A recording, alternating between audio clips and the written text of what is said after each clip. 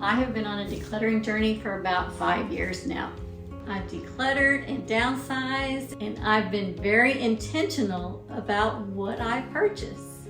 But lately, I find myself asking this question: can I really call myself a minimalist?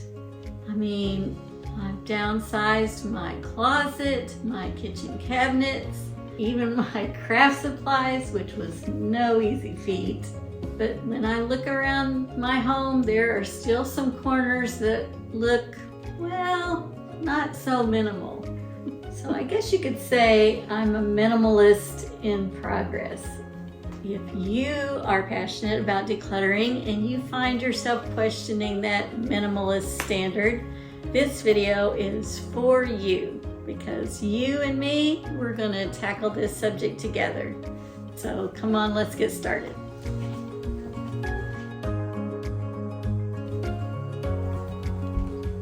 Okay, let's talk about minimalism, about what minimalism really means, even if you have stuff. Minimalism isn't strictly about how much you own, and it's certainly not about how your home looks to others. Maybe it can be about how it feels to live simply inside your life, not the life someone else says you should live.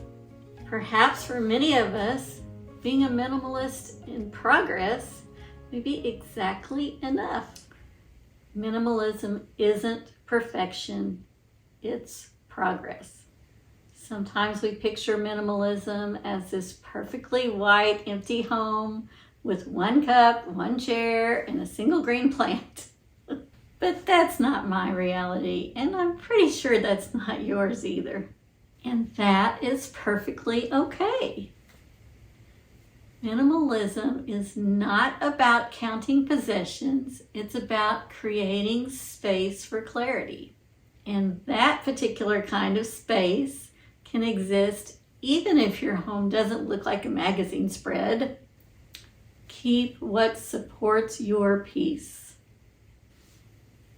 I've learned that you can still have things and live simply. You don't have to live with the bare minimum. Minimalism means that you live with what matters to you while learning to let go of the things that don't matter. It's about choosing the items that add genuine value and joy and letting go of the rest. For me, that looks like keeping this cozy blanket on my recliner that I actually use almost every day. This pretty peacock coaster that I love to look at and use. The bowl koozies that keep my soup hot.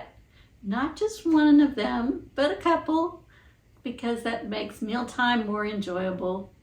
It makes me happy to feel the soft wrapped warm bowl in my hand as I eat. These things aren't clutter, they're supportive. They help me live the kind of life I want. Peaceful, intentional, creative, comfortable. And it provides the kind of moments that make me smile. I don't just have one color of nail polish. Taking care of my nails is something that I really enjoy doing. It's relaxing for me. Is this a minimalist nail care kit? Absolutely not.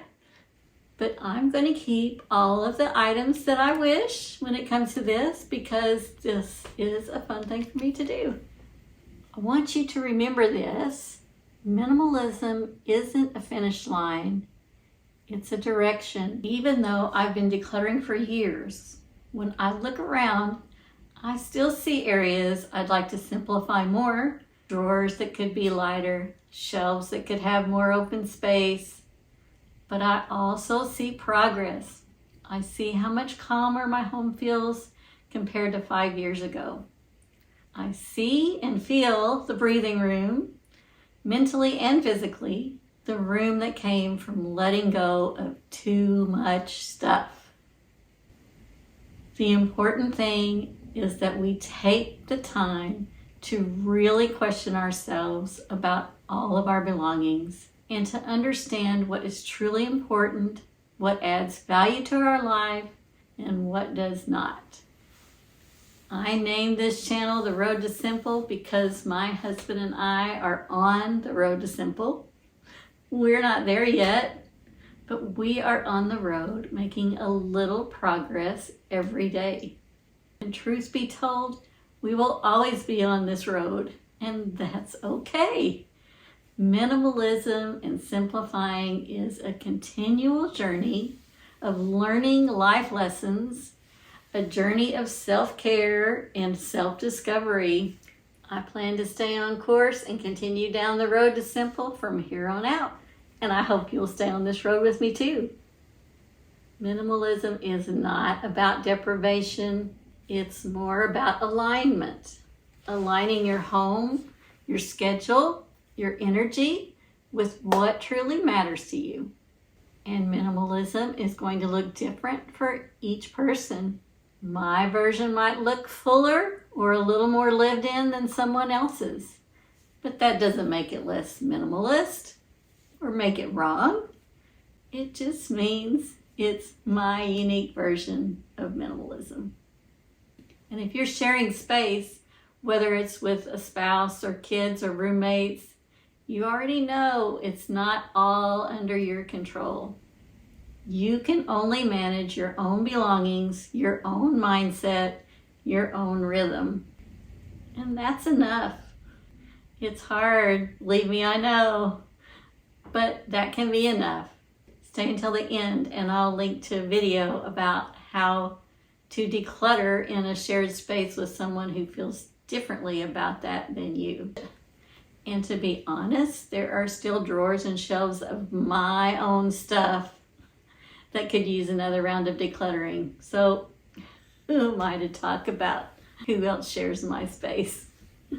But I will say that when you learn to let go of some of the excess, life certainly feels lighter, simpler, and more intentional. So yes, I still hesitate to call myself a minimalist sometimes, but when I look at how much calmer and more intentional my life feels now compared to 5 years ago, I realize I already am one. Not a perfect minimalist, not a stark minimalist, but a minimalist in progress. If you've ever wondered the same, if you're not minimalist enough, I hope you will remember this. Minimalism isn't about owning less just to prove a point. It's about owning just enough to live well in the season of life that you're in right now. And that's a definition that can change with you as you grow and as you change through your life. I hope you will stay on this road to simple with me. For more inspiration, I've got another video queued up for you here. And here is the video I mentioned earlier about decluttering your shared space with someone. So be sure and comment and let me know your version of minimalism and subscribe, because you and me, we're both in this together. I'll see you next time.